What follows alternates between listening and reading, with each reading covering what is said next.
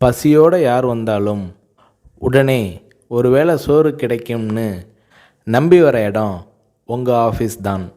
பசி பட்டினின்னு கிடந்து வந்த ஆள் இதை பண்ணுறாருனா சரி. நீங்கள் வசதியான வீட்டில் வளர்ந்து வந்தவர்.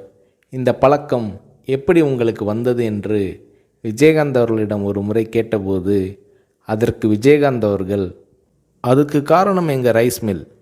மதுரை மில்லில் நான் இருந்தப்போ வேலையாட்களை கவனிப்பேன்.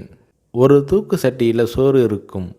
மதியம் பாதியை சாப்பிட்டு விட்டு மறுபடியும் வேலைக்கு போயிடுவாங்க.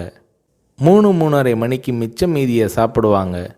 எனக்கு வர சாப்பாட்டு பாத்திரங்களை கழுவுவதற்கு போட்டியே இருக்கும். காரணம், அதில் பாதி சாப்பாடு மிச்சம் இருக்கும்.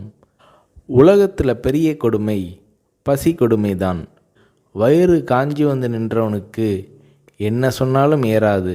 தவிர பெரியவங்க சொல்லுவாங்க, மனுஷனுக்கு எது கொடுத்தாலும் எவ்வளவு கொடுத்தாலும் பத்தாது, வேணும் வேணும் என்று தான் கேட்பான்.